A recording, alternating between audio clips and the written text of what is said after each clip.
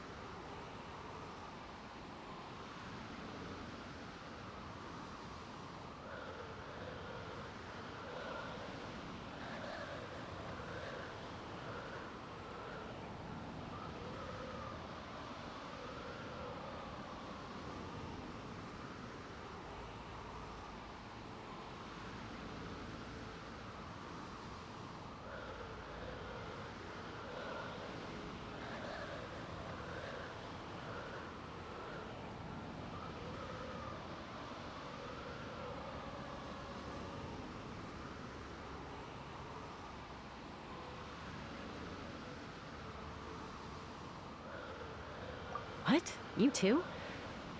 Alright, fine. Let's focus on the matter at hand.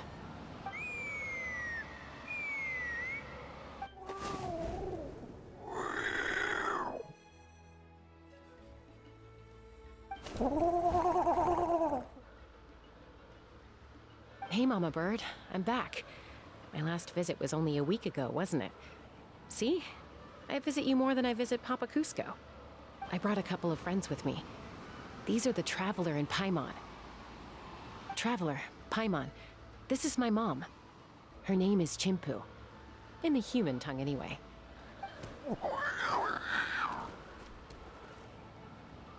Hi.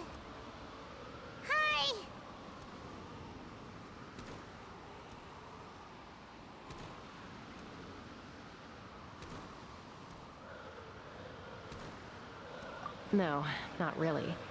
I don't speak it as such, but I can sort of get the gist. Although only with Mom and Koya, since I spent my formative years with them. Even then, it's basically a best guess based on their sounds, body language, and expressions. Seems to work about 9 times out of 10, anyway. As for whether Mom understands me, I can't always tell. But somehow we still manage to communicate. Call it the family bond, I guess.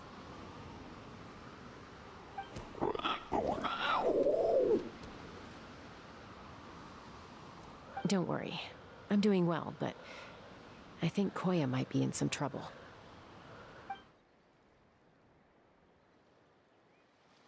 I know she's never been a fan of humans, but she's never deliberately attacked them before either. What's behind this sudden change? Does, Auntie Chimpu know anything? Doesn't look like it. Koya hasn't visited her in a long time. Then, could you please tell me where she's living nowadays? I really need to talk to her. If this animosity between her and the tribe continues, then the next time there's an incident, I don't know if I'll make it there in time.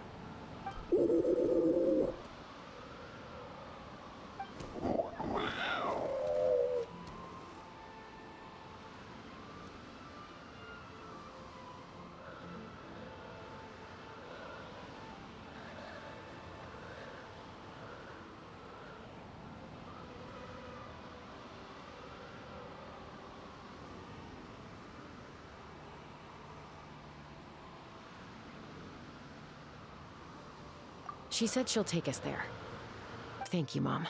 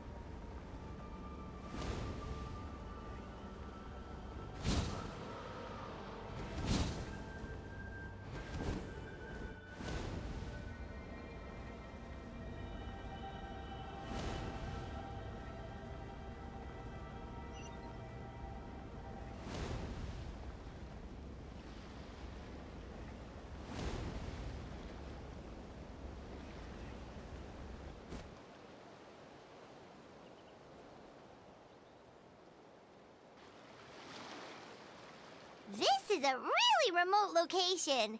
Guess she was trying to get as far away from humans as possible. We stay here? Okay. Got it. Traveler. Paimon. Mom says we should stay out of sight for now. She'll talk to Koya first. Koya is very hostile toward humans right now. So if we show up unannounced, it might just make things worse.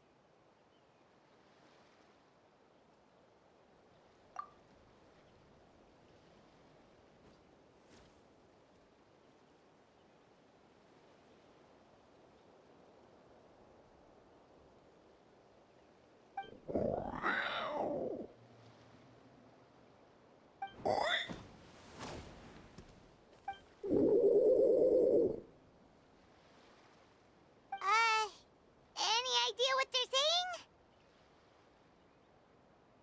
saying?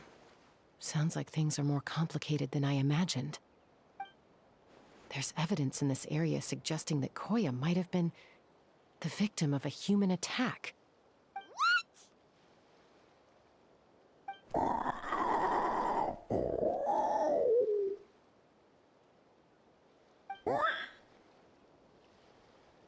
No! It's Chime, Koya's child. The attackers kidnapped her. They came over the sea, under the cover of night, and they took Chime. What the heck? Who would do such a thing? I searched day and night, and finally found them.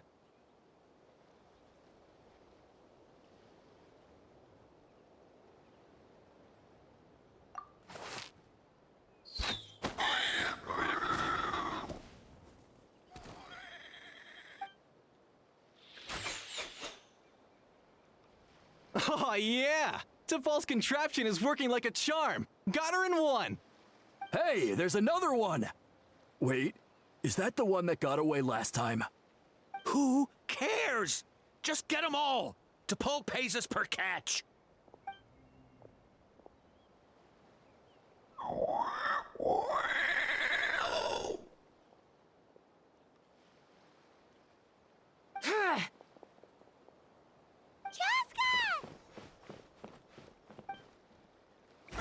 Joska?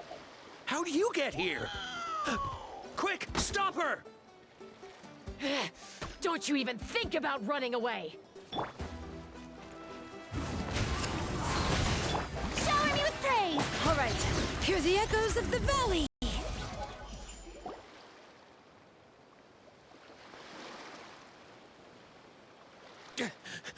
Don't come any closer, or I'll... Go, Phlogiston Wings! Take me out of here! Ah! Uh-oh, looks like it malfunctioned! This is bad. Mom and Koya are already injured. And if that thing explodes right next to them... Help! Elemental energy suppresses it! Please, someone! Get back!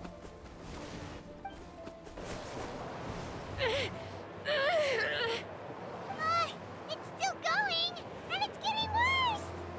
Guess we need a more permanent solution. All right then.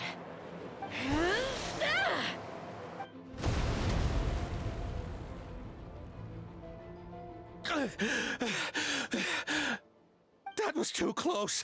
I thought I was gonna die.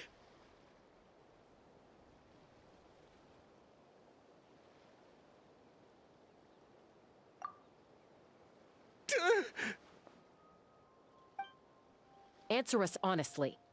Were you the ones who attacked Koya before?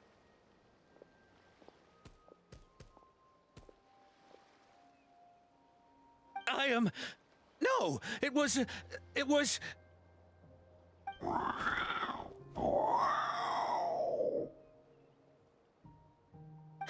Well, she says it was you.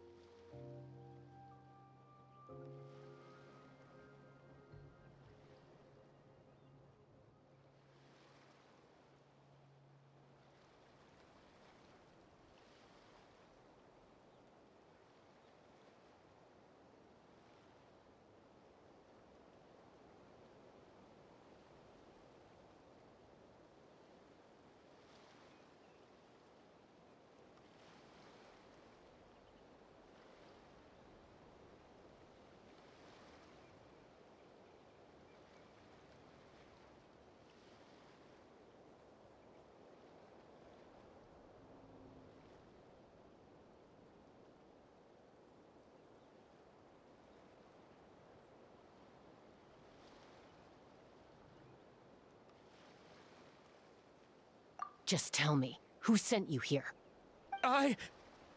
It was to Paul. He told us to catch all the wild Kukasaurs we can find. And he also said that this Kukasaur has become a thorn in his side, so it needs dealing with urgently. To Paul? Huh. Sounds familiar. But where from? Well, he tends to send his orders in writing. He pretty much never communicates with us in person. When he does, he wears a mask to hide his face. And whenever we trade Kukasaurs for phlogiston wings, we deal with his henchmen. So you didn't even make those wings? All we did was slap some labels on them and transport them over here, to make them look like they're imported. To make it harder to trace their origins. I don't know, honest! Well, that's mighty convenient, huh? What about if I held a gun to your head? Would that change your answer? No need. I'm sorry. I'll tell you everything I know. T'Pol doesn't tell us much, but he always stresses that he wants them alive. So that gives us some clues. This is just a best guess, of course, but we suspect that the gaseous phlogiston stored in the trackballs is drawn directly from the Kukasaurs. What?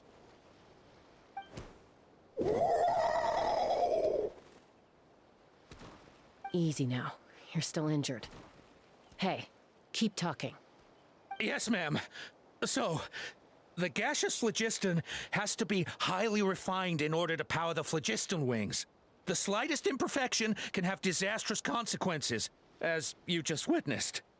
But the Kukasaurs have a natural ability to process gaseous phlogiston. So, if you use them as an intermediary, then...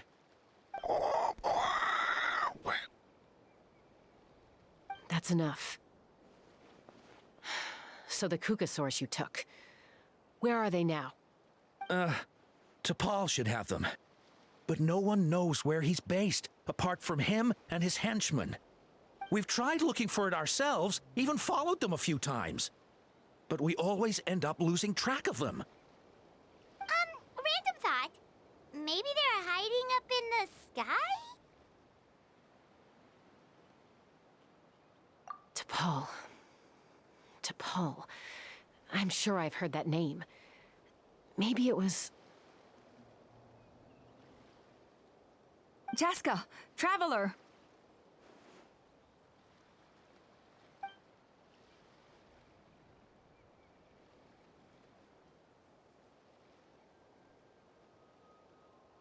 That voice! It's Alpa!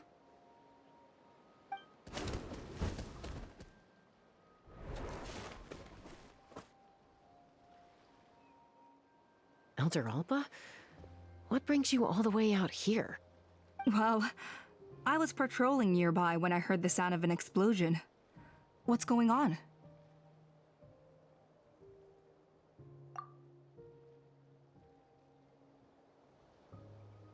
I don't believe it.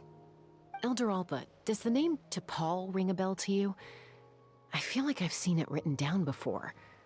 Maybe in a list of candidates for the flying trials? Huh? So he's a member of your tribe then? No. If he was a member of the Flower Feather Clan, I'd definitely know him.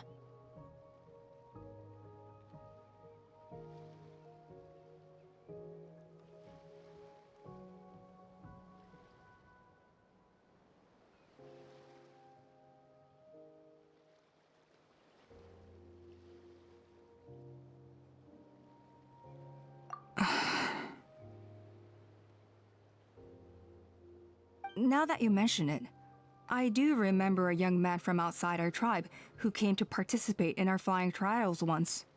You were away on a mission at the time, which is probably why you don't remember him. He was a craftsman from the Children of Echoes, but he'd always dreamed of soaring the skies, so he wanted to join our flying squad. The Children of Echoes? That's rare. But despite his best efforts, he unfortunately failed to pass the trial and gain the Kukasaur's approval. In the end, he went wingless and returned dejected to the Children of Echoes. Wingless, huh? Maybe he invented the phlogiston wings to get revenge on the Cuckoosaurs. Perhaps. Or maybe it's simply his way of dealing with his regrets over his past flying endeavors. Either way, it doesn't excuse his abuse of the Cuckoosaurs. I'm gonna take these guys back and expose the truth to the tribe. It's time for this conflict to end. Easy, Chaska. Remember what I said about keeping a low profile? The ringleader still hasn't shown himself, and this man's allegation about powering the phlogiston wings with Cuckoosaurs is only speculation. Bringing these men to the tribe now won't win over any current supporters of the phlogiston wings. In fact, it may even escalate the conflict further. After all, many are mistrustful of the Cuckoosaurs after recent events. Is that why T'Pol waited until now to try to capture my sister? I don't know. I mean, he did tell us to spread negative rumors about the Cuckoosaurs and slip some Mora to anyone opposed to them, but... But Koya only attacked humans because they stole her child! Nevertheless, we will be hard-pressed to change people's minds while emotions are running high. Unless we have irrefutable evidence. Bravo! My thoughts exactly. In the meantime, leave these men with me. I'll escort them back to the tribe. I'll take the other members of their crew into custody too. They won't get another chance to stir up trouble. Fair enough. I guess finding T'Pol is gonna be the key to resolving this conflict. Let's hope the Children of Echoes have some info on him.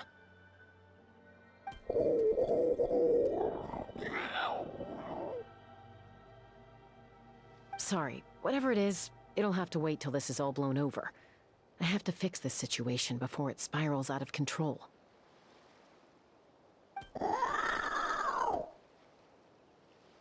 Mom, sis, rest up and get well soon. I gotta fly.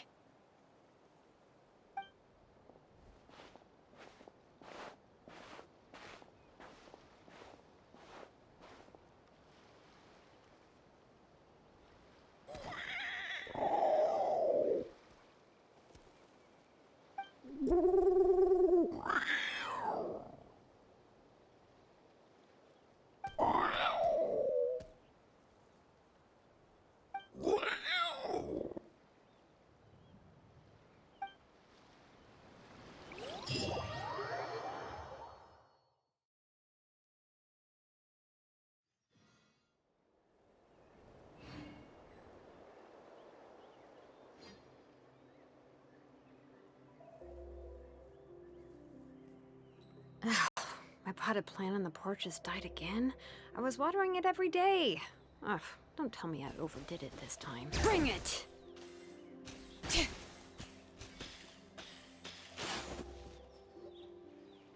Appa says that T'Pol's from the Children of Echoes. But how do we track him down? Just ask around until we find him? Let's start by talking to someone we know. It'll be faster that way. At this time and place, I'll bet the easiest person to find is... Wakey, wakey, Shilonen! Oh, it's you.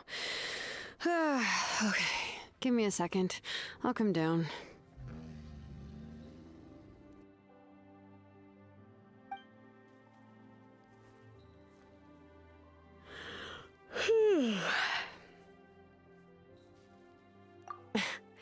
I climb trees to fly further and see farther.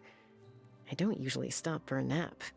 Well, we're not all like you. Always full of energy, even after flying around all day. Yeah. So, you've come all this way and interrupted my precious nap time. Might I inquire as to, why? I'm sorry, Shilonen, but it couldn't wait. Does the name T'Pol mean anything to you? He's a craftsman, apparently. Huh. T'Pol. Yeah, that rings a bell. I think that's Puma's child.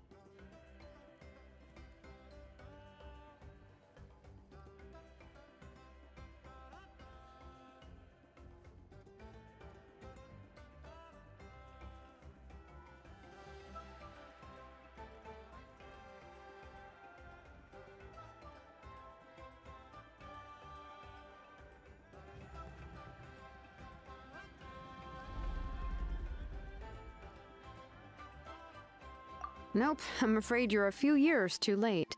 Why are you looking for him?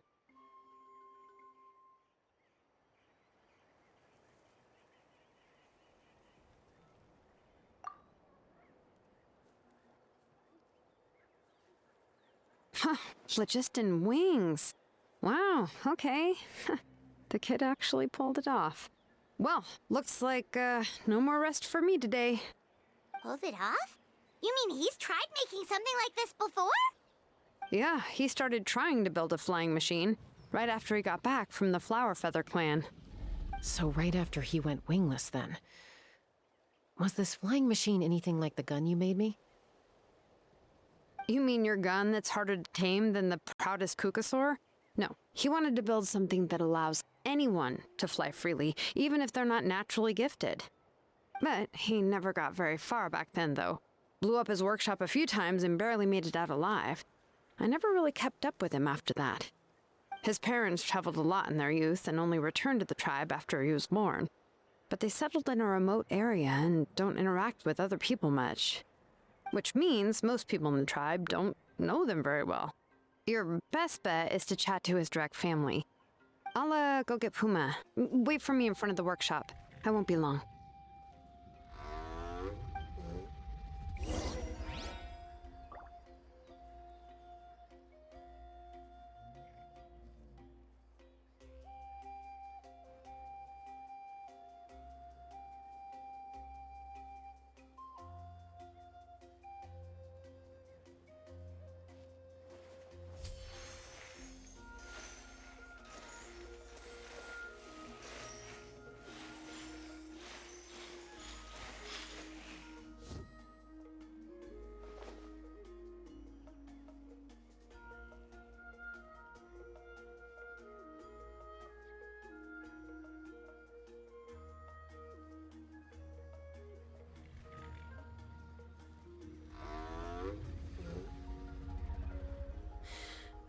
How many forging commissions do I still have to finish? Let's see. 1, 2...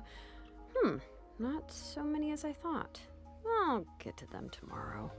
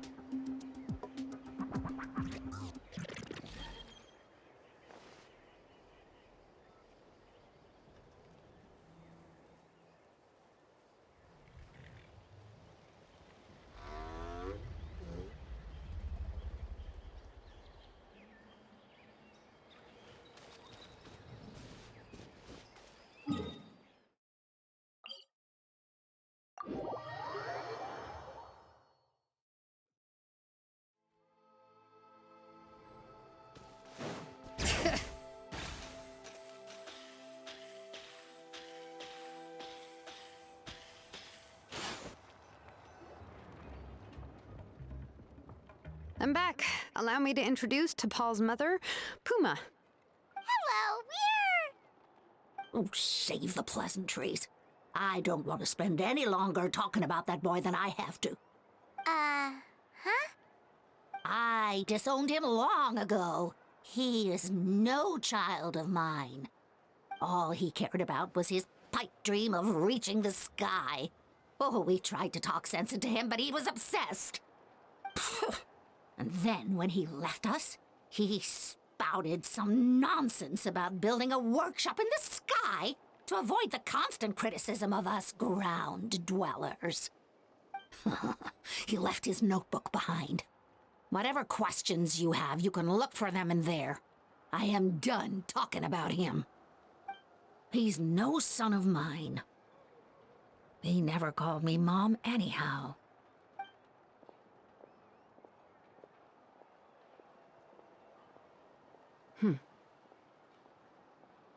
Wow, they've really fallen out.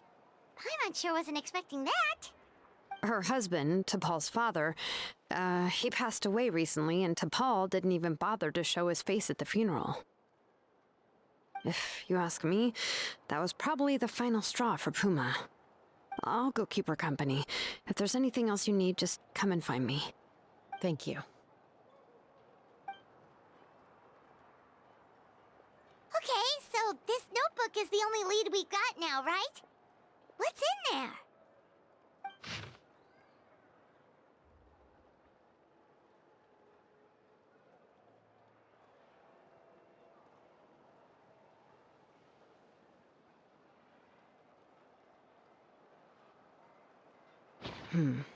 Some early designs for the phlogiston wings, and some theorizing about an airborne workshop. Natlan, the Cinder City. Looks like that's where he got his technological inspiration from. So, was he serious about the workshop in the sky? But that's such a big project for one person. Do we think he actually pulled it off? Oh, yes. The one from the trial arena that was super high up!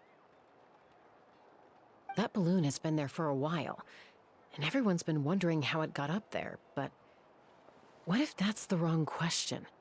What if it started off even higher up, above the clouds and out of view, and it only descended to its current height due to some kind of malfunction?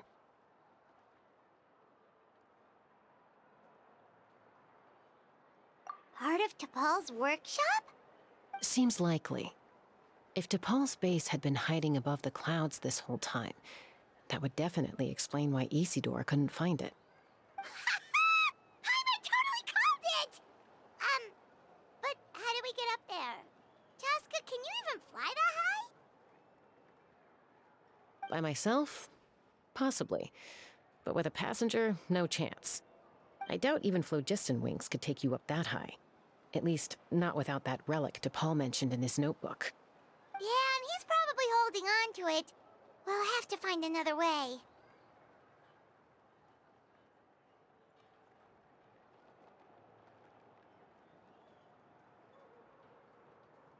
Nope.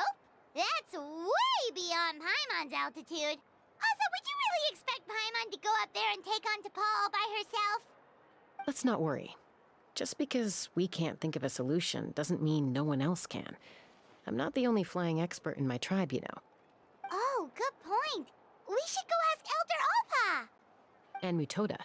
He was quite the flying ace back in the day, too. Let's head back and see what they suggest.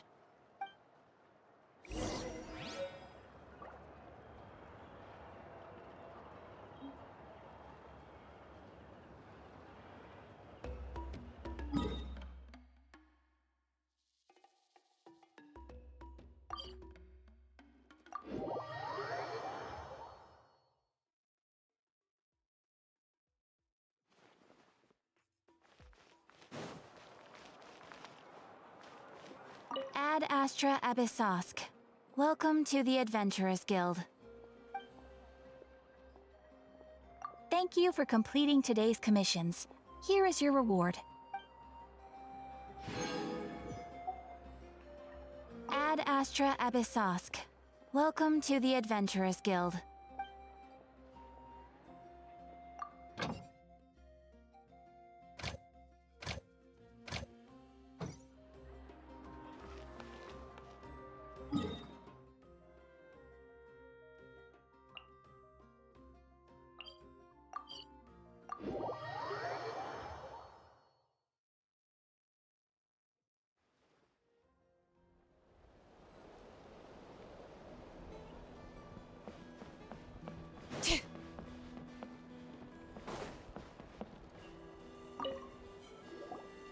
Chaska, you're finally back. Things are getting really tense in the tribe. Have you made any headway with your investigation? Some people even think we arrested the merchants just to support the flying squad and crack down on the phlogiston wings.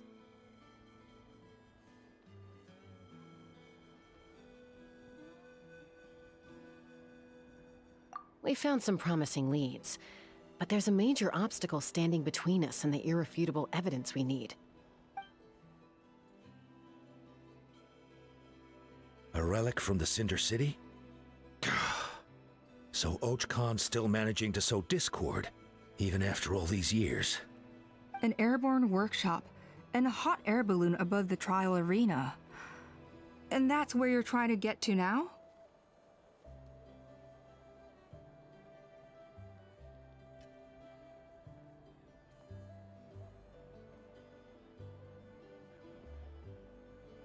Neither phlogiston wings nor a cuckoosaur can take you that high up. Do you really think that's where T'Pol is hiding? You know what? There might just be a way. Really? Do you still remember those spouts in the arena? When they were all blocked, the gaseous phlogiston was trapped and unable to flow. But now, it's flowing freely. If we were to block them up again... You mean all of them except the one at the very top of the arena? To build up the pressure there? Precisely. With all the gaseous phlogiston flowing through one spout, it would create a high-pressure wind current. And then we just ride it up into the sky! Yes, it has its risks, but with Chaska's abilities, I think she could manage it. It's an extremely risky approach, but I agree that it's feasible. If you want to give it a try, check with Inkanak at the trial grounds. She can explain how to block the spouts. Chaska, if anyone has a hope of seizing this evidence from the high heavens, it is you.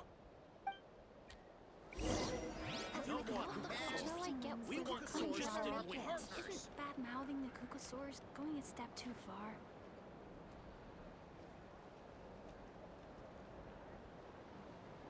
If you're so tough, why don't you take off my mask Why and do see you for never yourself? take off that mask? My potted plant on the porch has died again. I was watering it every day. Ugh, don't tell me I overdid it this time. Never make it.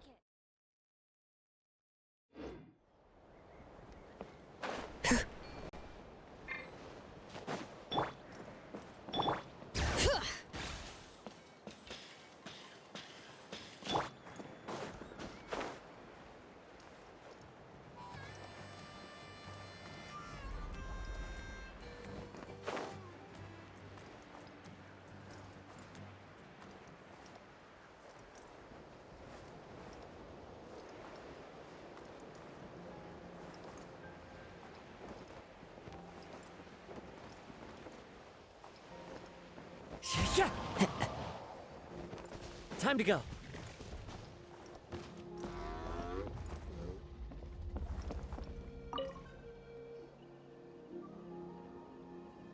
Goodness me, that is a very bold idea. Maybe so, but we have to act fast. What's the quickest way for us to block off the spouts? From a technical perspective, I'd have to advise taking some measurements and carefully planning this out first. But I'm guessing that's not what you want to hear.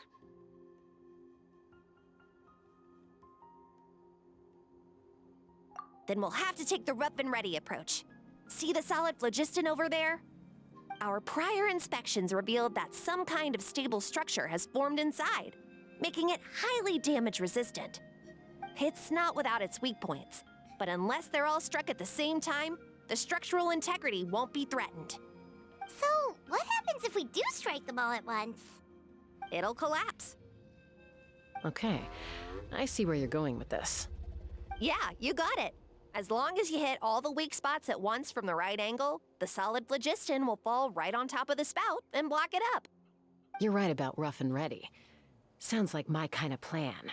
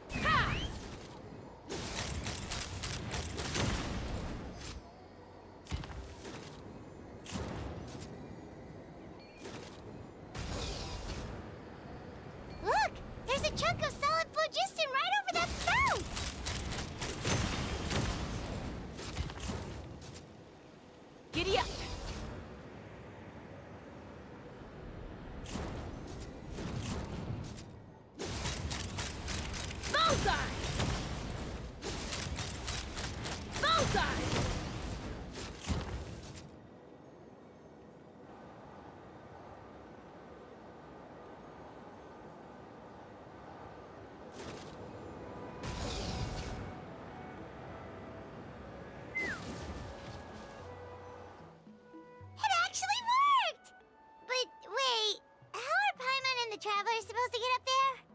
Koya can give you a lift. She's actually been following us this whole time.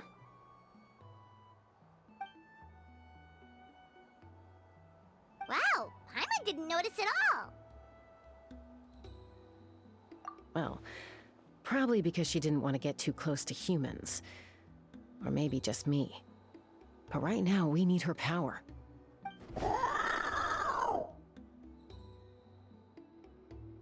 Whoa, you didn't even have to summon her.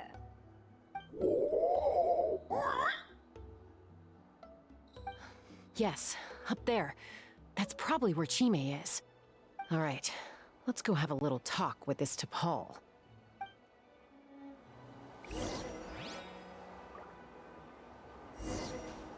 Take me up!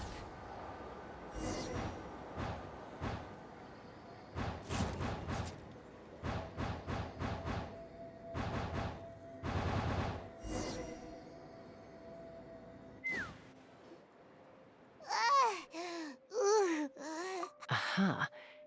Just as I thought. It might look like a regular hot air balloon from the outside, but up close, it's clearly been heavily remodeled. Haven't ever flown that fast before. She feels so ready to throw up. Haven't ever flown that fast before. She feels so ready to throw up. Aha. Just as I thought. It might look like a regular hot air balloon from the outside, but up close, it's clearly been heavily remodeled. And sure enough, it only descended below the cloud line because the custom-built machinery malfunctioned. I should be able to figure it out with T'Pol's notebook. Thankfully, I know a little DIY from fixing up my guns when they're having issues. That should just about do it. Now all it needs is a nice hard kick. Maybe that works on your guns, but, huh? We're really moving!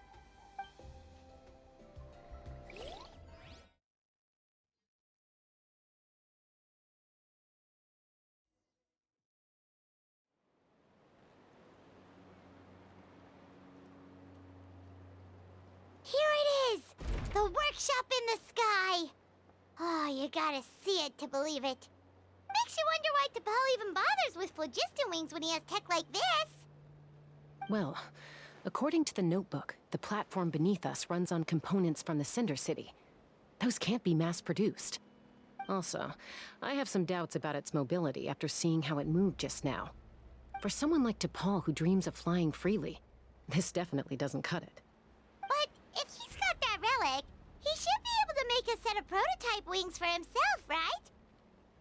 Why bother making a whole flying workshop so he can mass-produce them?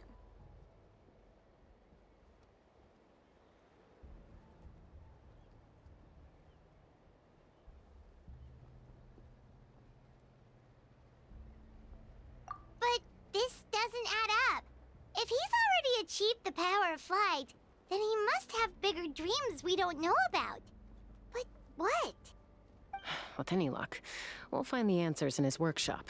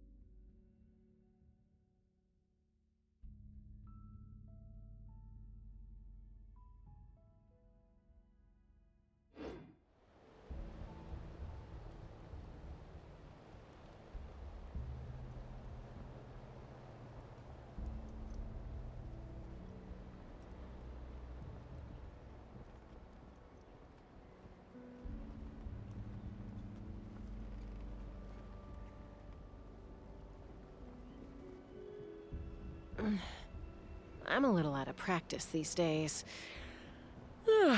Any conflicts around? I'm in the mood for some peacemaking.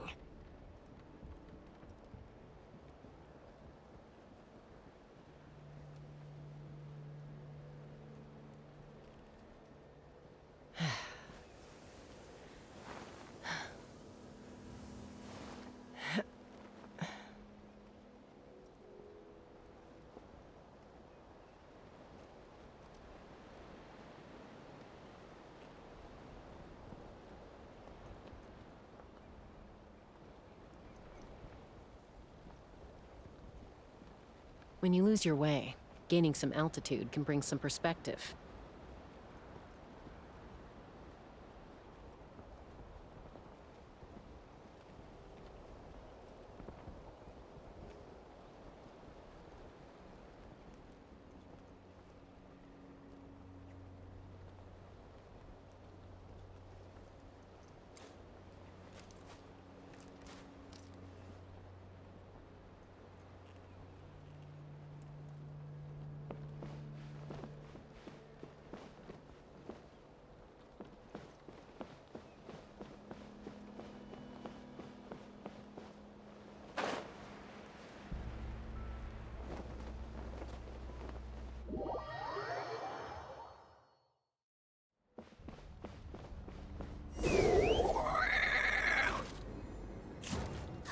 Cocosaurs! Seems like the merchants were right. T'Pol's using them for his own ends. I'll bet that mechanism on top of the cage opens the door. Let me give it a try.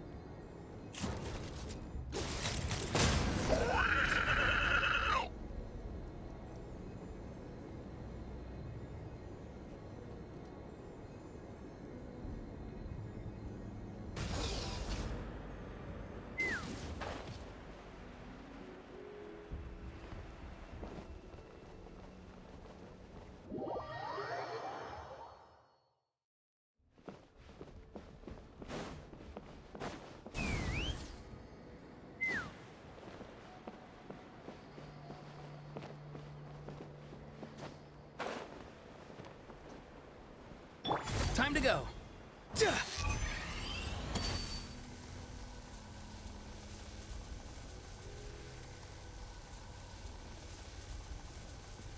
Let's burn this breeze.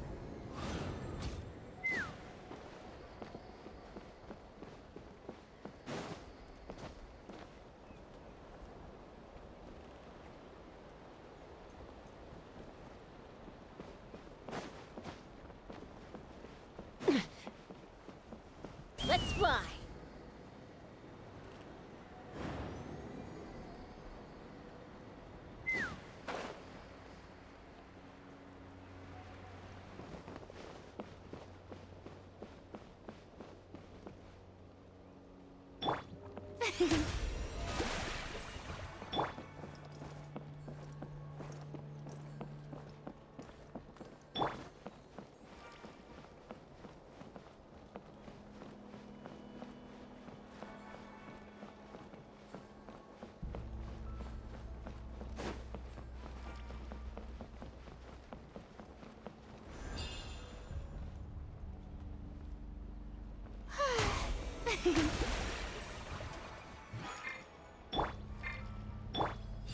The show begins.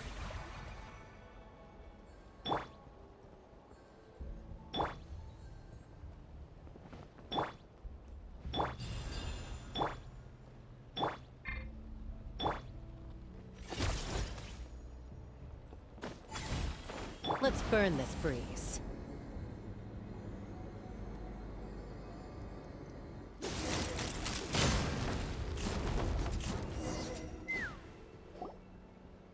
Why won't it fly away like the others? Is it... She's still breathing, but barely. By the looks of it, T'Pol was using these cages to extract phlogiston from the Kukasaurs. Once a Kukasaur is drained of phlogiston, it becomes too weak to move. We'll have to come back for these ones after dealing with T'Pol.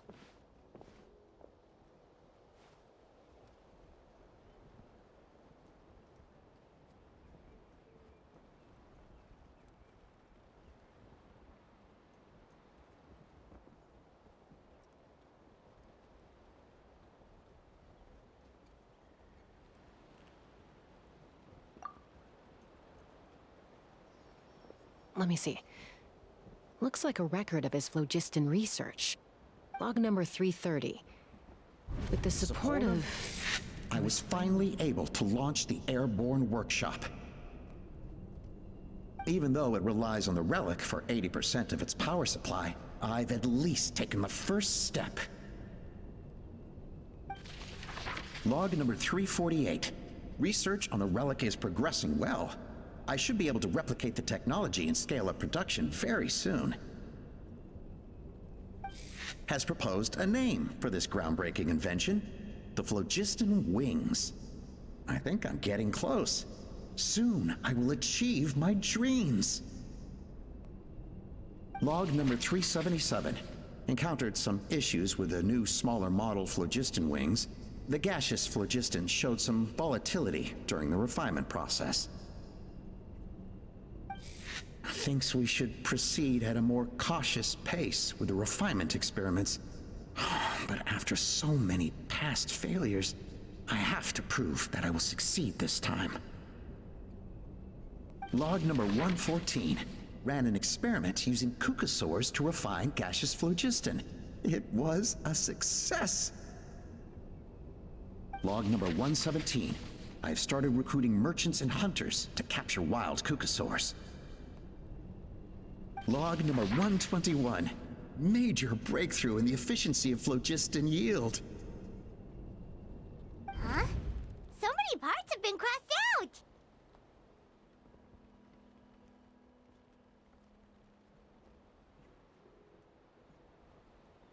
Yeah, probably the contact he alluded to in his other notebook. Guess he has a benefactor. Did anyone else notice how the numbering system in this notebook suddenly changed halfway through?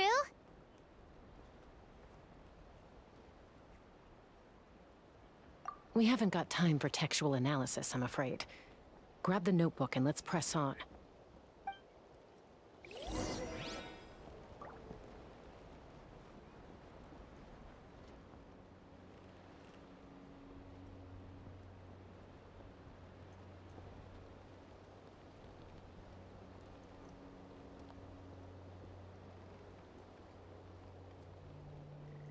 I'd have lost myself long ago if I allowed myself to be led by the whispers of the abyss. Surviving is tough, but taming the beast within is tougher.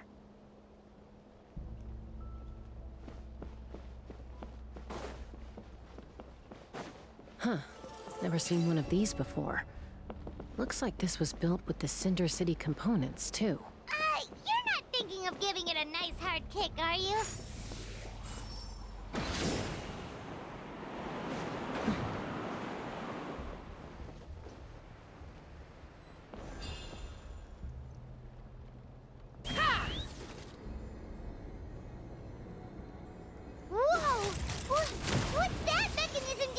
It's asking for a nice hard kick where it hurts. Aim for the weak spot.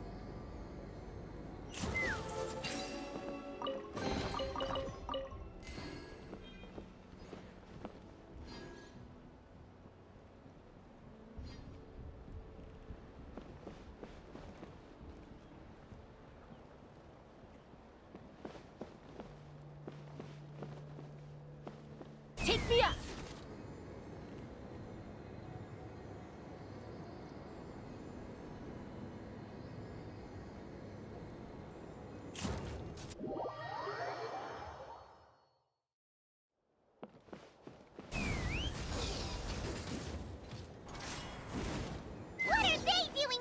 It's T'Pol's henchman. He must have brought them here using the relic in his prototype wings. Watch out! Into the wind.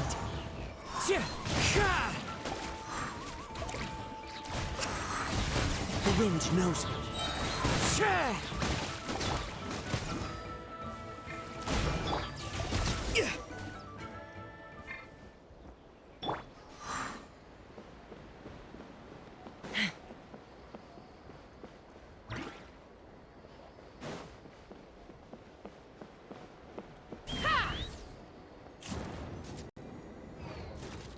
Time to go.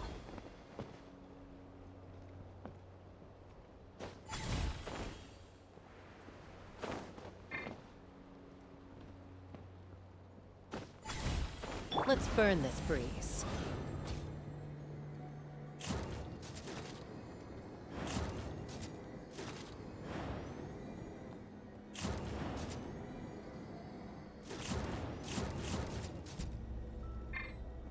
All right.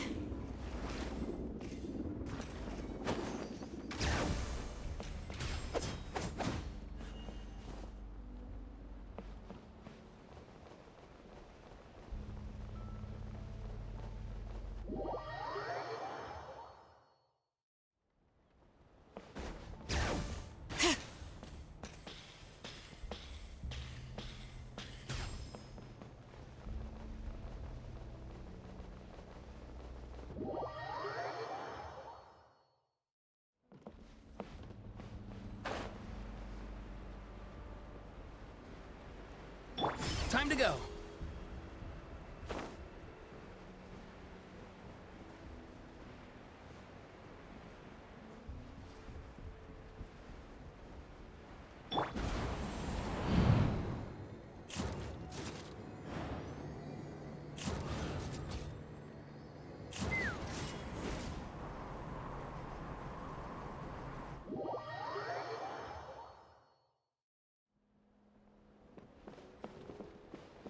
Let's fly.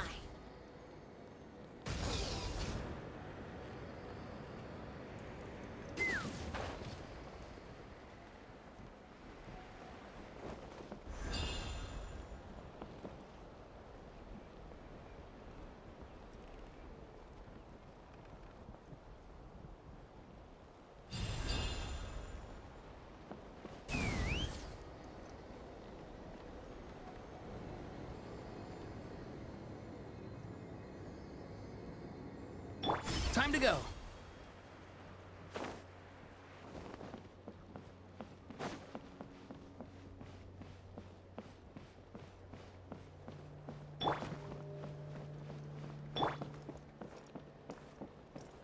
Into the wind.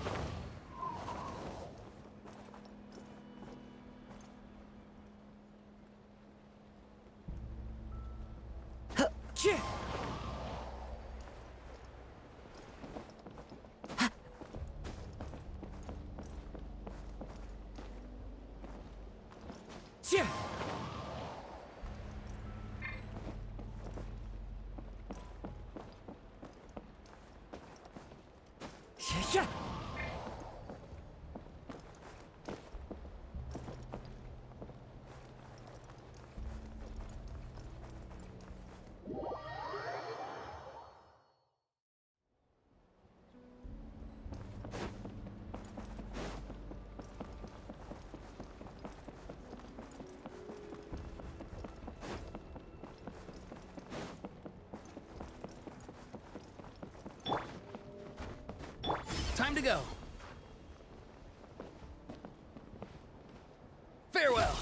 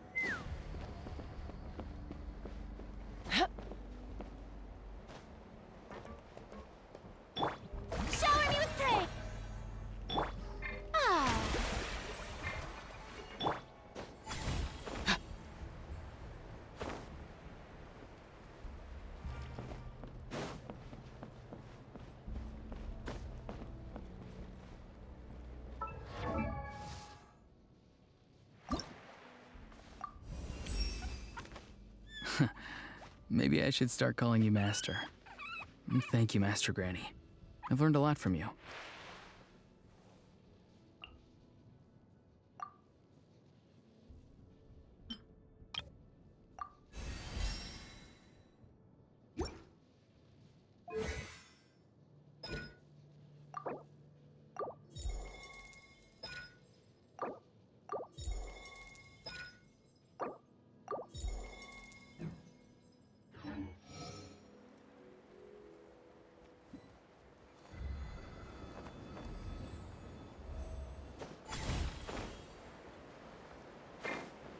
Let's burn this breeze.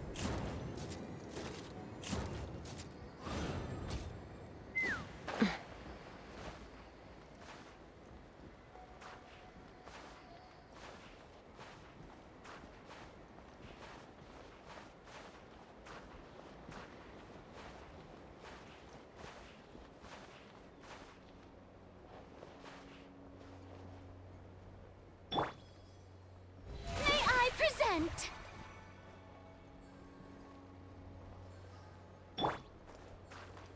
Windstrider!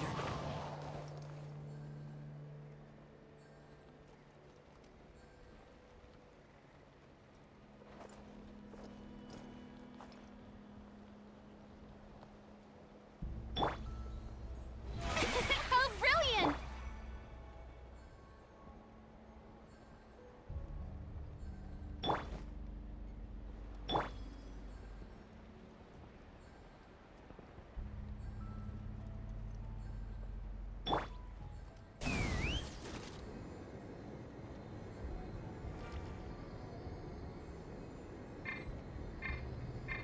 Time to go.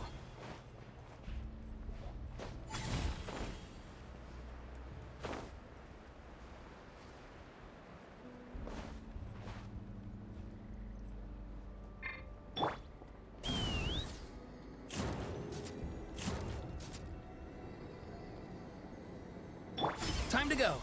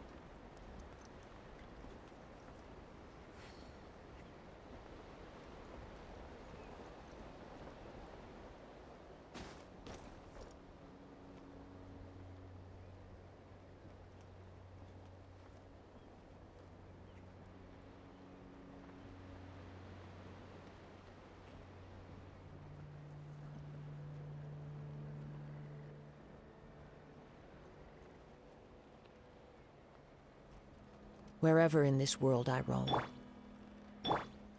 Let's fly!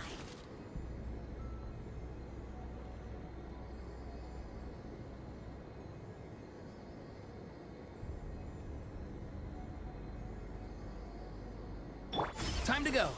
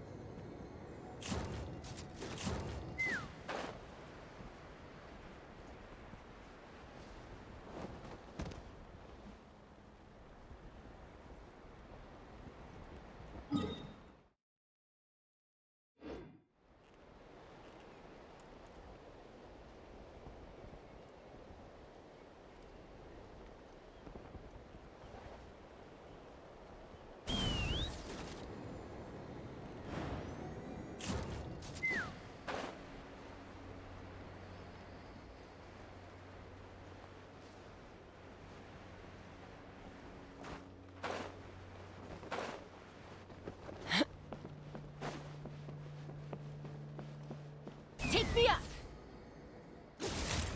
Bullseye!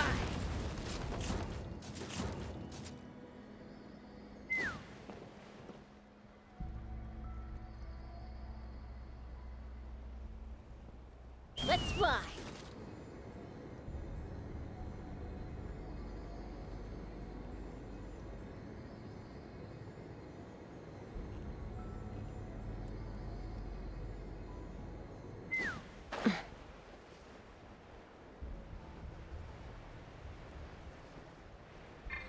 Time to go.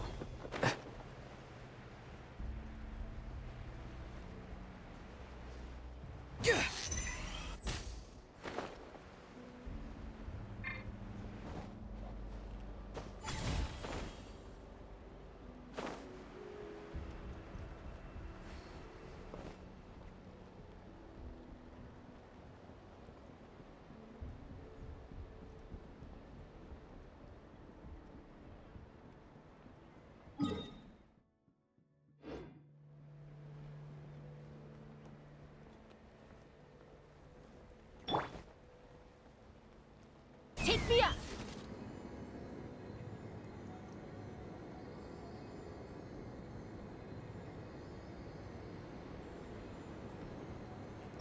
Time to go.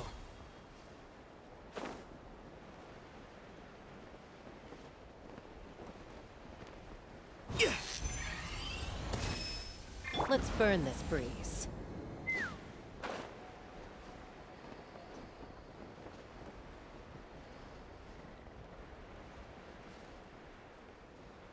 Time to go.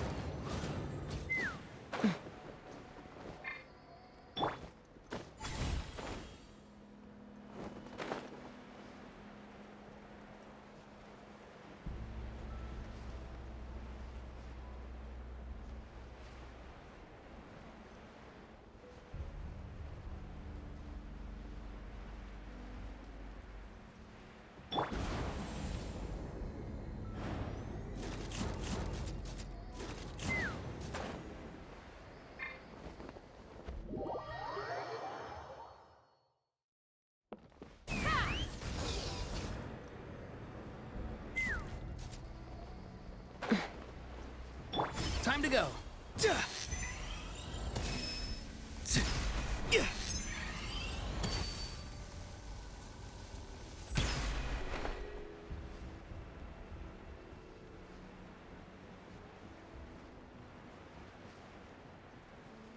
Let's burn this breeze.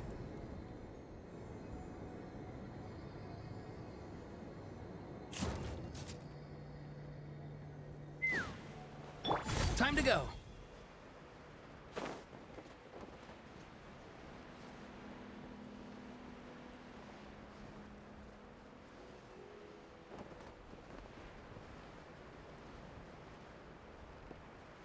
Let's burn this breeze.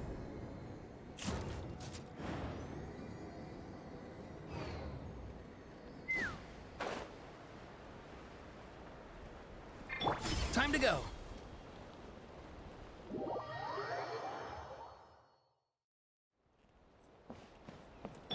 Yoo-hoo!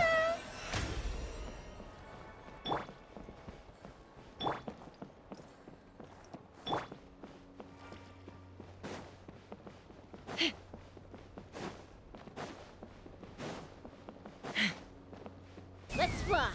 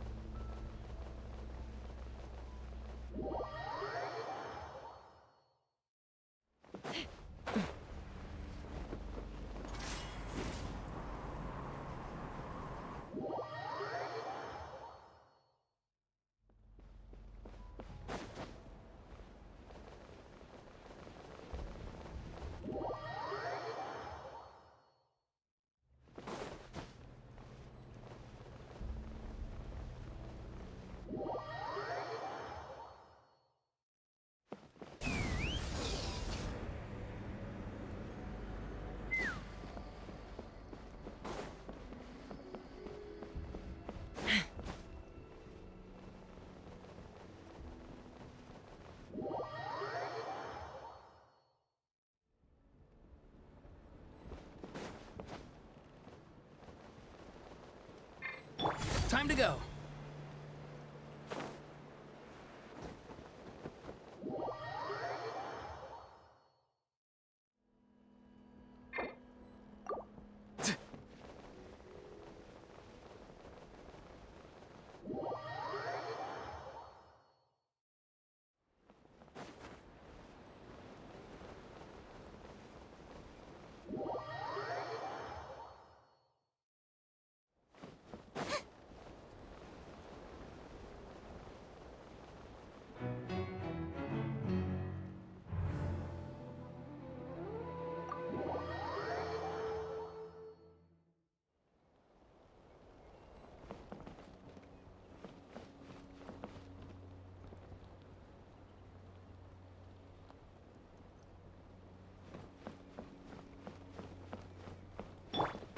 Bring it!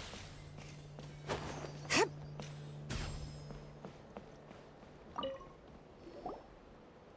look here! More of T'Pol's notes!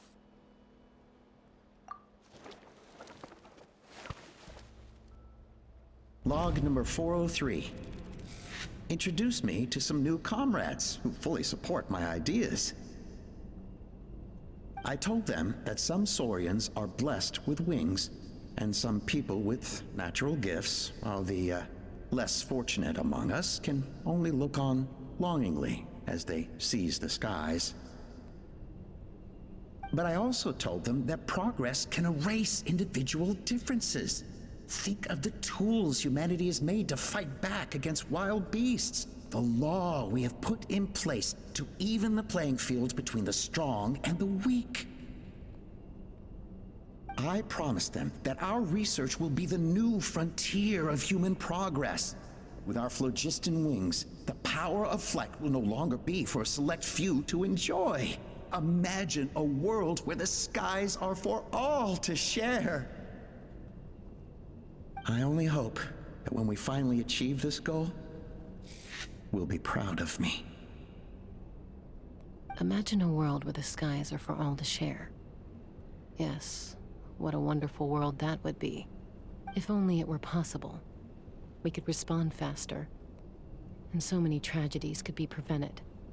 But T'Pol, what about the Saurians you're draining dry of phlogiston? You're not sharing the sky, you're stealing it! Bad move. I won't let you get away with it.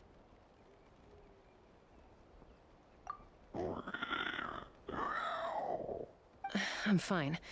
Let's keep moving. I don't think we'll find anything else here.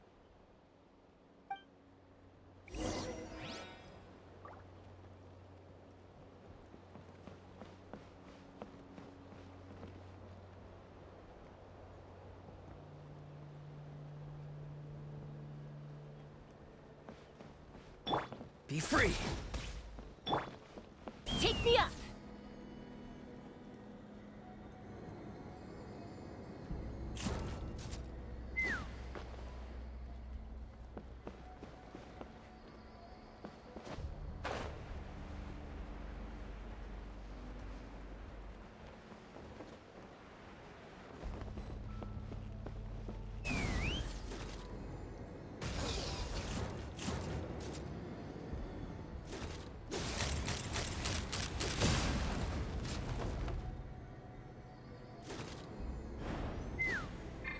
Time to go.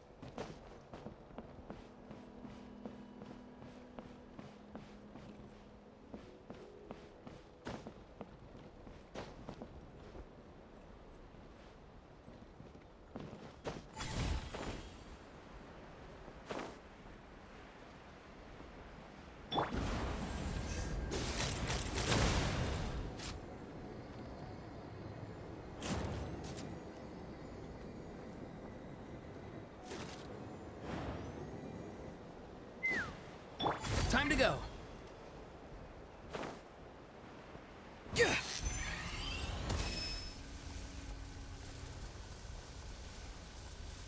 Let's burn this breeze.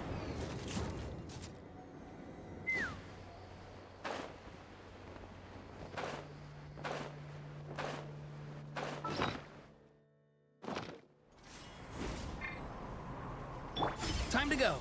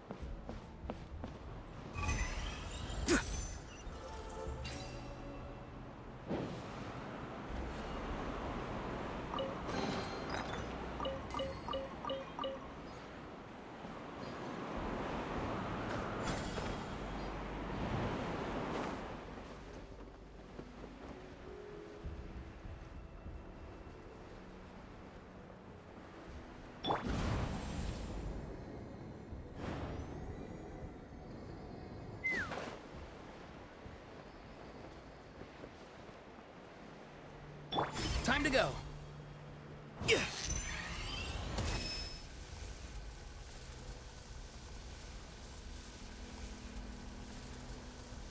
Let's burn this breeze.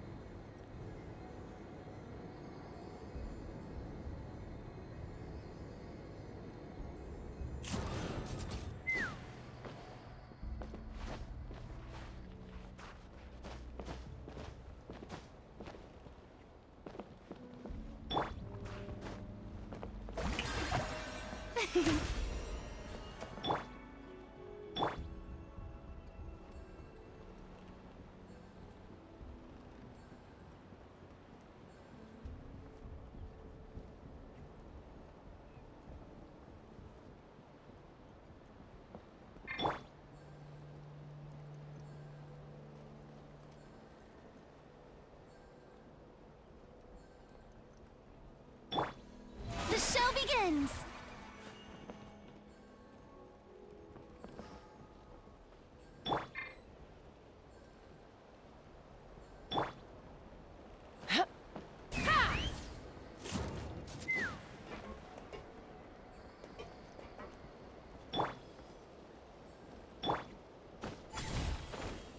Let's burn this breeze.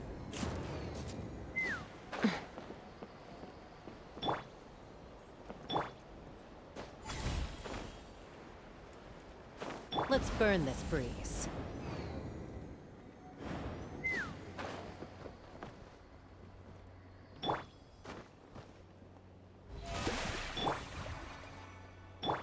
Not too far now. Let's burn this breeze.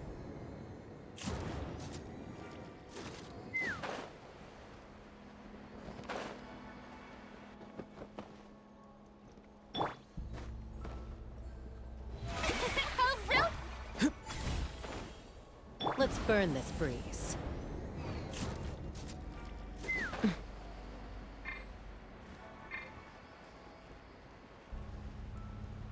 Time to go.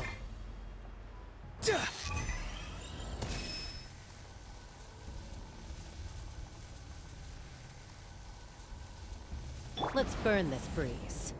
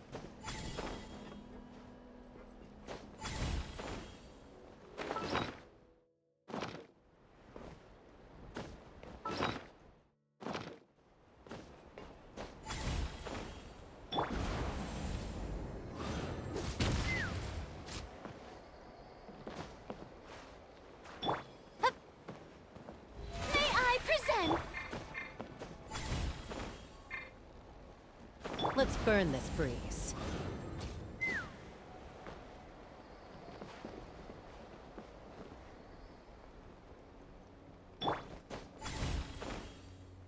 Let's burn this breeze.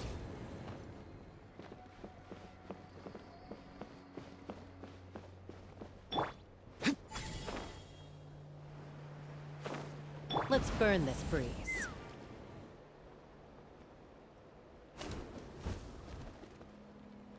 Looks like we've reached the center of the workshop. And still no sign of Koya's baby.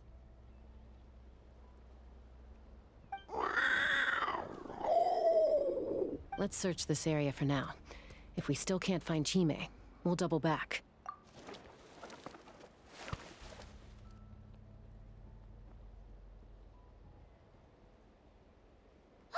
Chaska, Traveler, come quick! What is it? Did you find Chime? Not yet, but look! It's another one of T'Pol's notebooks! All right.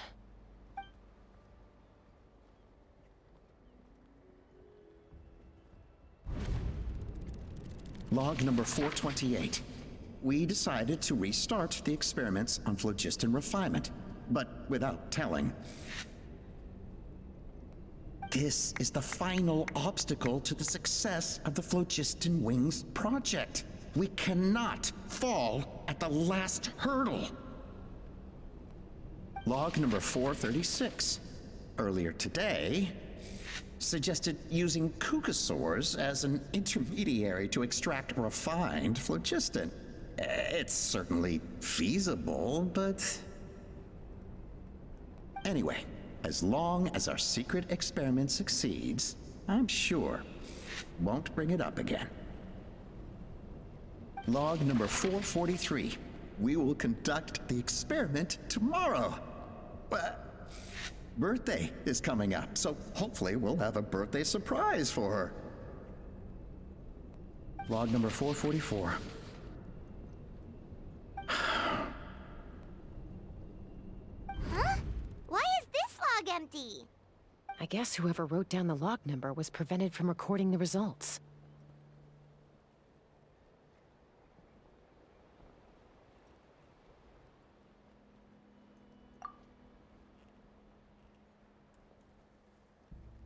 Log number 0. We lost many comrades in the accident. Among them are friends, lovers, and children. But we cannot stop now. We will keep their legacy alive and carry their dreams forward.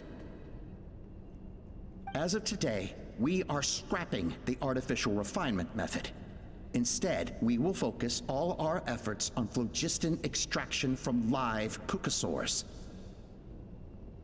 They are arrogant beasts whose existence in the wild serves no one but themselves. Their true worth lies in their sacrifice for the sake of human progress.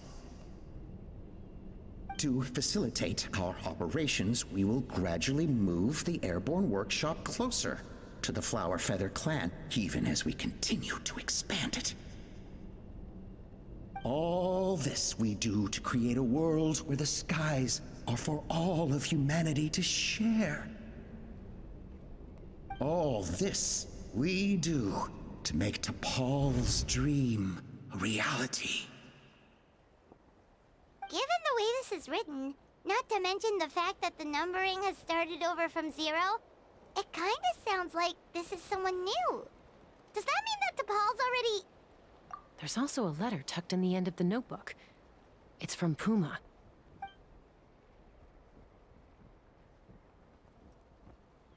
T'Pol, I don't know where you are right now, so I don't know how to reach you. My best bet is to send this letter to the Flower Feather clan. Your father is gravely ill. Oh, I know we've had our differences in the past, but he is still your father. Won't you come and visit him? Please. I know you never liked him and cared even less for me. All you ever yearned for is the sky. And your birth mother. But we'll still be waiting here for you if you do come back. This may be the last chance you'll get to see your father. So Puma's not T'Pol's real mom? Huh. Well, she did say he never called her mom, but I might assume she was just venting. We know that T'Pol's father passed away quite recently, and this letter looks recent. By contrast, the writing in this notebook is old and faded. It looks like the real reason T'Pol didn't attend his father's funeral is because he'd long since passed away himself.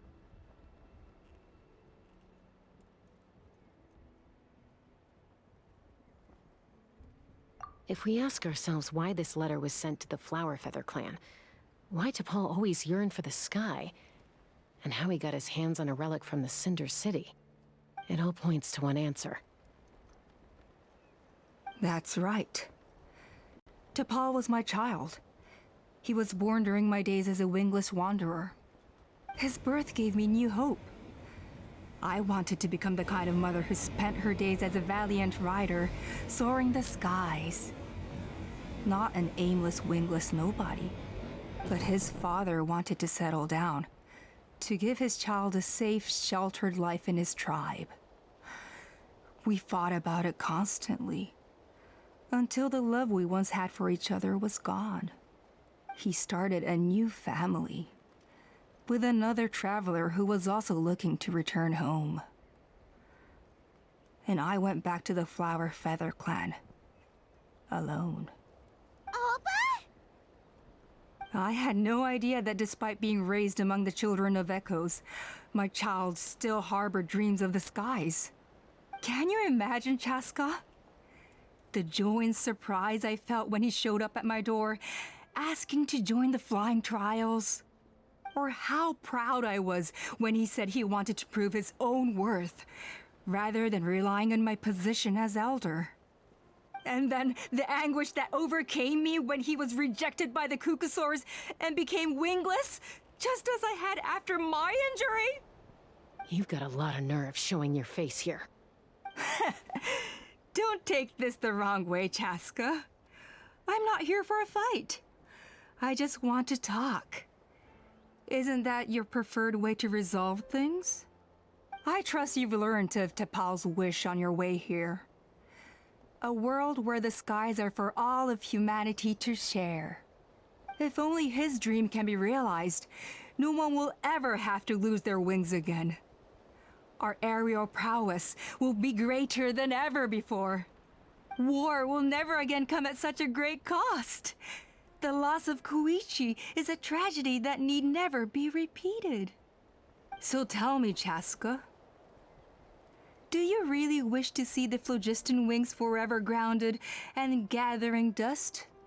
Nothing you've said excuses all the conflict you've caused. You mean the argument back at the tribe? It was a necessary measure. Sometimes this is the only way to accelerate the pace of progress.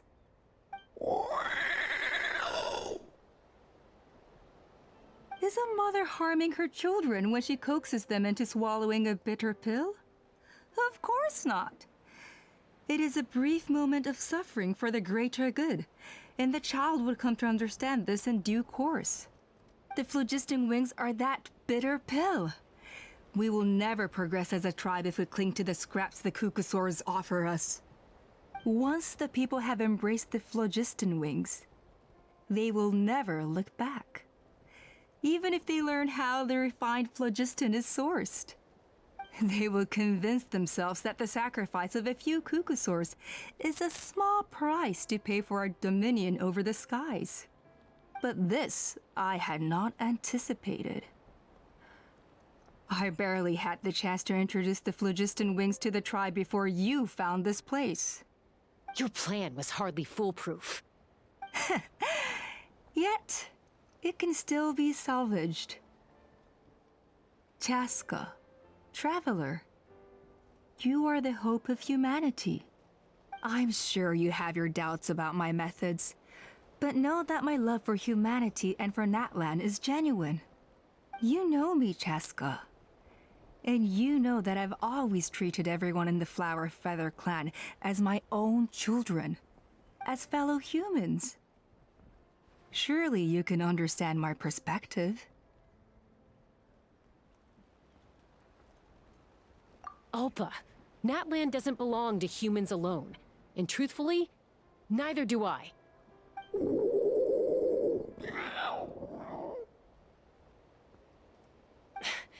How many times has the Abyss invaded Natlan now? And yet despite how much stronger it is than us, Natlan still stands as a nation of humans and saurians.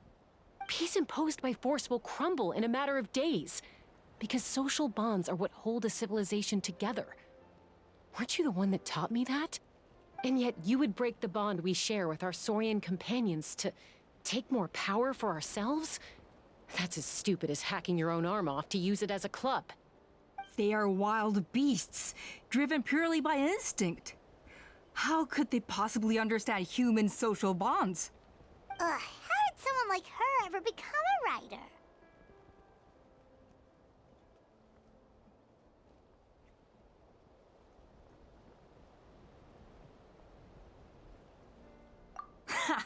You overestimate them. They bow to the strong and shun the weak. That's all there is to it. They never gave Tepal a second glance when he was at his lowest, nor me when I returned injured from the Cinder City. It's all about survival of the fittest for them. Plain and simple. They obeyed me once I proved myself stronger than them, but the moment it serves them better, they'll abandon me in a heartbeat. You're wrong, Alpa. They only reject the wingless because they don't want to fly anyone to their death. Chaska, I will promise you this. Only the unruliest wild Kukusaurs will be used for phlogiston extraction. The ones who have nothing else to offer to humanity. Well, that's too bad. Because I know a few unruly wild Kukusaurs who don't think that idea is gonna fly. Namely my mom, my sister, and me. And the others? To us, they're friends, family, even children. So if you want to put any of them in one of your cages, you're gonna have to go through us. Is that right? I knew you might be difficult to convince. Maybe this will change your mind.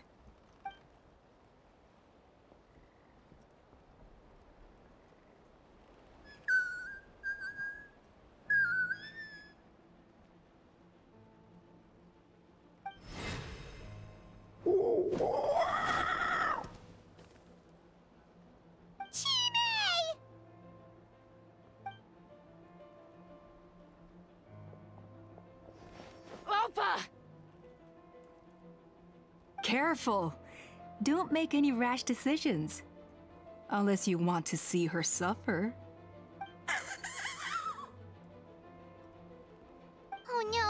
That's one of the extraction cages! I told my subordinates to take control of the tribe while I was away. Luckily for them, our strongest warrior and our most powerful ally aren't there to stop it. Take control? What are you planning to do with Mutota and his supporters? Merely accelerate their inevitable downfall. They cannot stand in the way of progress forever. It is not the move I wish to make, but I'm afraid you and your friends force my hand. And since you insist on imposing me too, I have no choice but to keep you here until the dust has settled. So that's what you meant by I just want to talk. You never intended to negotiate. You just wanted to stall us. No, Chaska. I genuinely hoped I could win you over. You are the strongest warriors we have. Put down your weapons, and I promise you that no harm will come to this young Sarian. I just need you to stay here for the next couple of weeks or so, while my people consolidate their power. Then, I will give her back to you, and you'll be free to leave.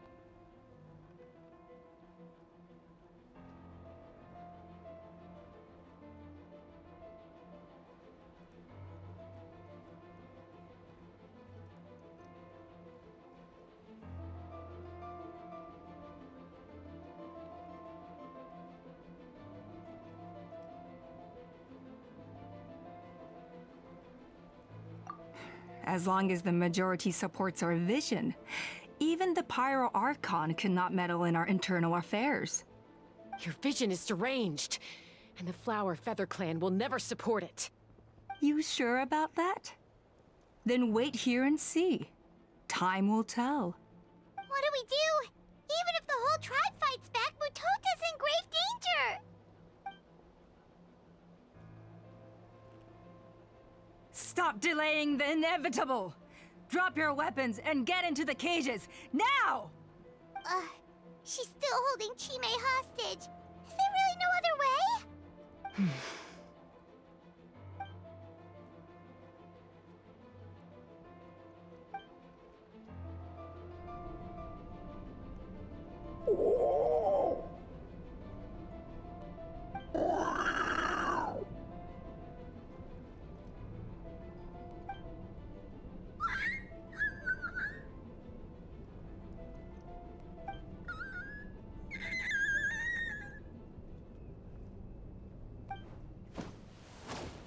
Koya?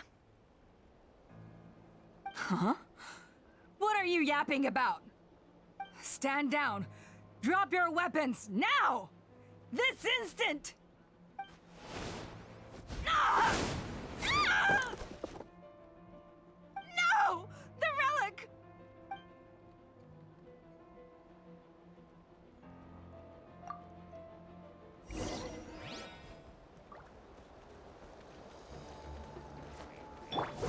One with nature.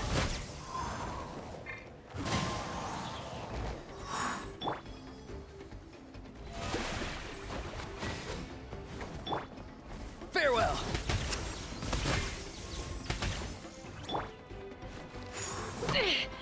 This is about to get messy. Locked on! Give up, Alpa. We're negotiating my way now, and this ain't your strong suit. Just shut up! No! Help! Anybody? Hey, something's up with this relic! Strike. Oh my god.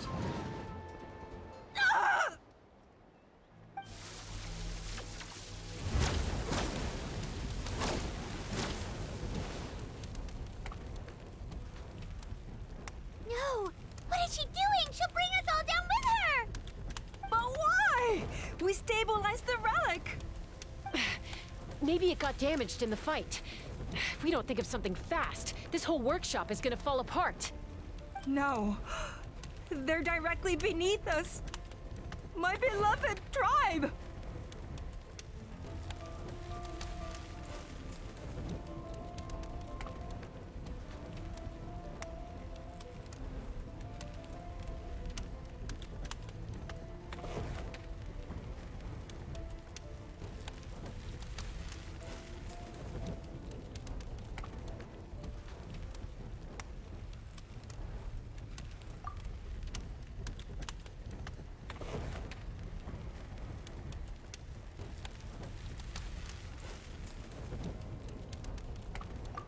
Okay,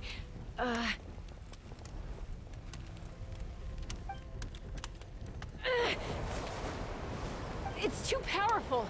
This ain't a toy like last time. I don't think I can just throw it aside.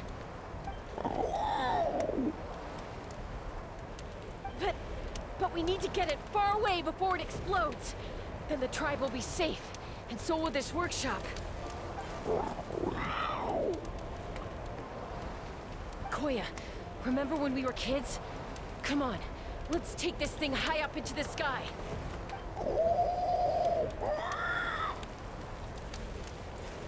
Don't worry, I know I can get rid of it before it explodes. We're talking some surface wounds at most. All I need is for you to catch me at the end, just like old times.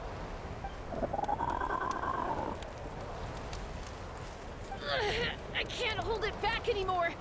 We have to go. Don't be insane! Alpha! What are you... You're a fool, Jaska! Why would you choose such a risky solution? We cannot entrust the safety of our tribe to this wild Saurian! I'm the fool. You really think you can stand a better chance than me? Sure, it may be asking too much for an ex-wingless to escape the blast radius in time. But I can fly it a safe distance away, even if it's the last thing I do.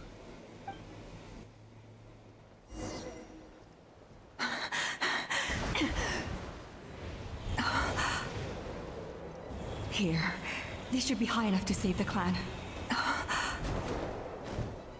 What? You don't get to die a hero today.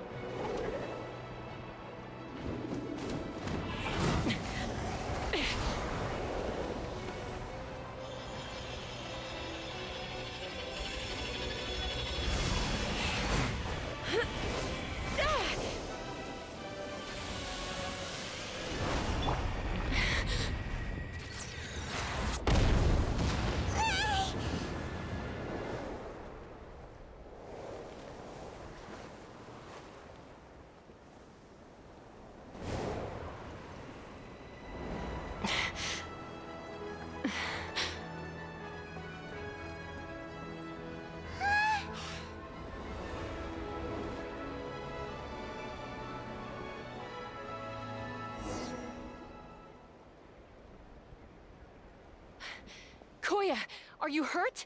Let me take a look at you. What do you mean, I'm fine? Didn't I tell you to catch me on your back? Why did you try to shield me from the blast?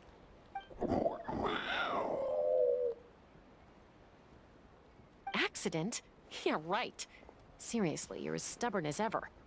Chaska, Koya! How are things looking here?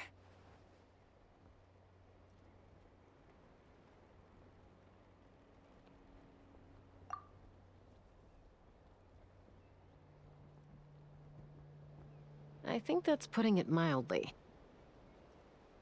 I owe you one. Again.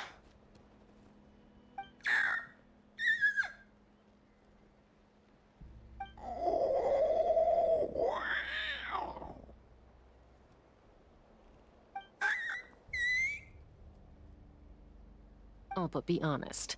Do you still think Kukasaurs can't form bonds? Mom, I'll figure out the refinement problem. I'll find a way. You don't need to worry about it. I just need some more time. That's all I ask. Please just trust me. Just this once.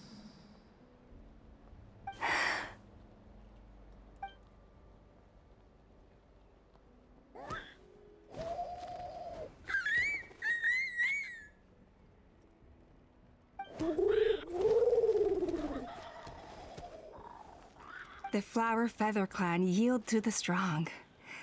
And it's up to the winners to define what strength means.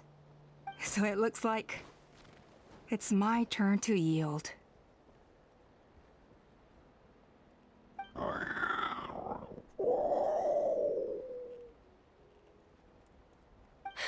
Koya! Koya!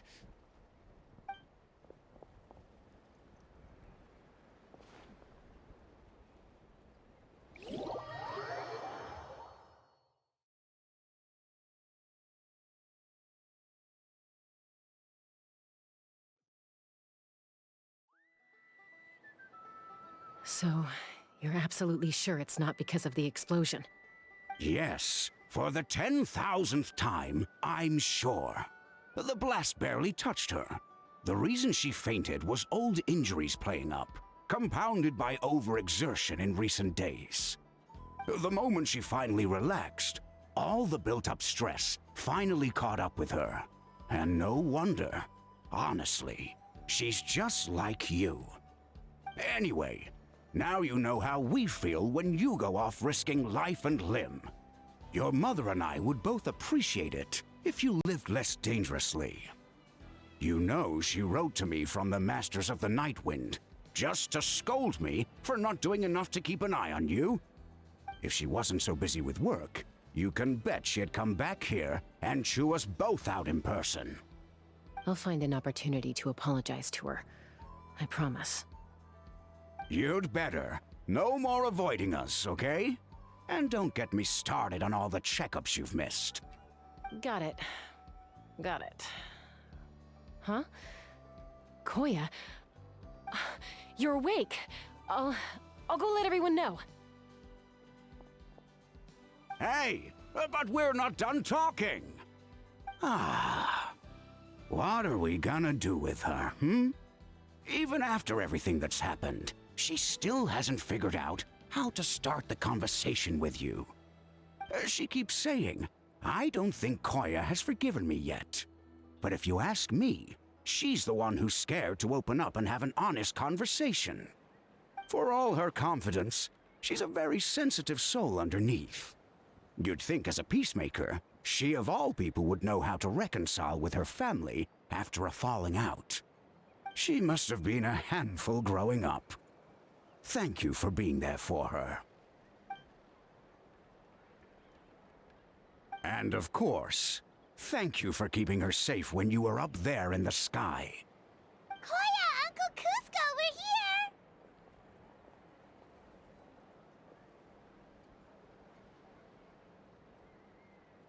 Ha!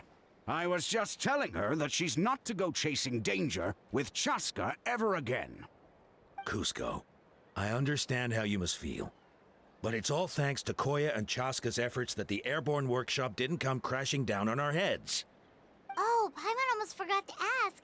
They didn't hurt you while we were gone, did they? Thankfully, when her co-conspirators tried to arrest me, I was out coaching Koya and Junan. The two of them were a huge help. They took care of things while I went around rallying the resistance. So, in the end, Alpa's would-be revolt didn't really get off the ground. And as it turns out, not all of the wingless want to see our dear Saurian friends replaced with phlogiston-powered gizmos. I'm so sorry you got mixed up in this, by the way. We should have caught on to Alpa's scheme sooner. We could have saved so many Kukasaurs from getting hurt. Most of the airborne workshop has now been dismantled. We've just left one small, harmless part intact, and repurposed it as a jail for Alpa and her cronies. in a sky prison.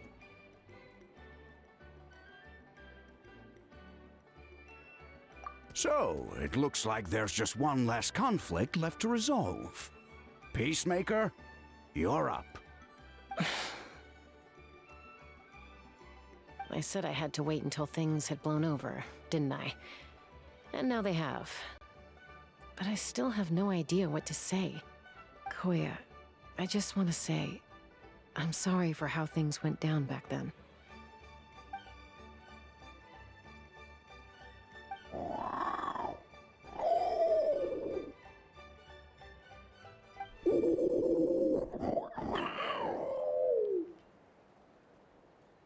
Huh?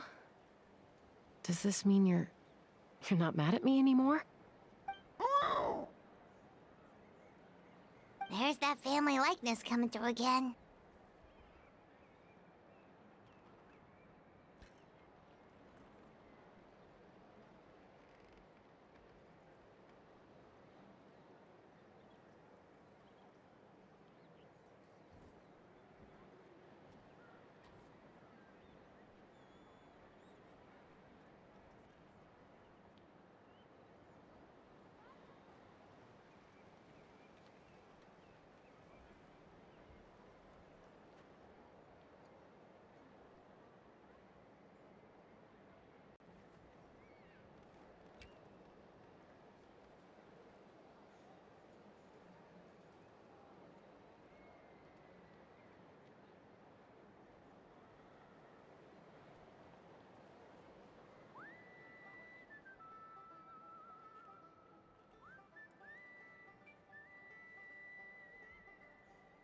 But that day, when we ran into each other...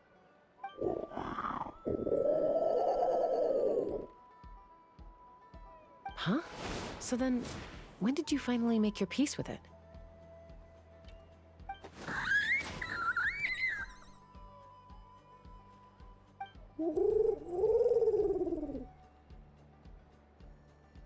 Aw, it's Chima and Chimpu! They're here too!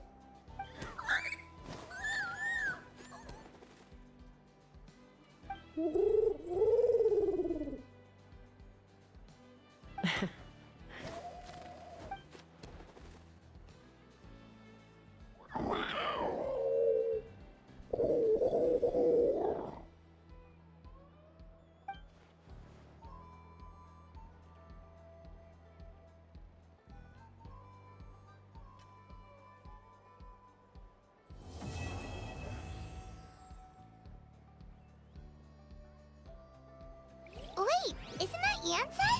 Wonder what she's doing here.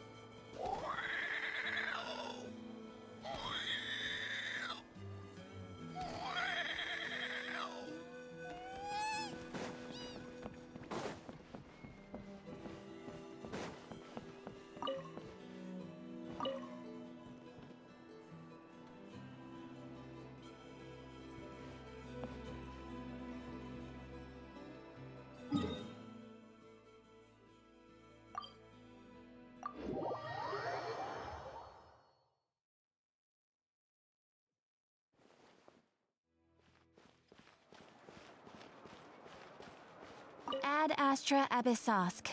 Welcome to the Adventurers Guild.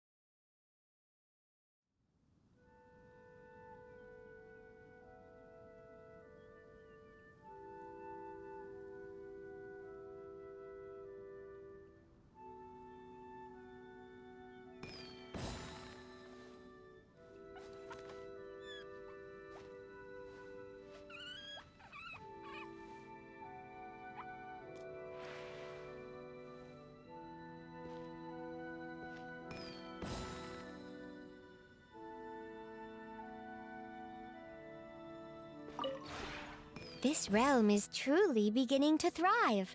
I cannot help but be stirred.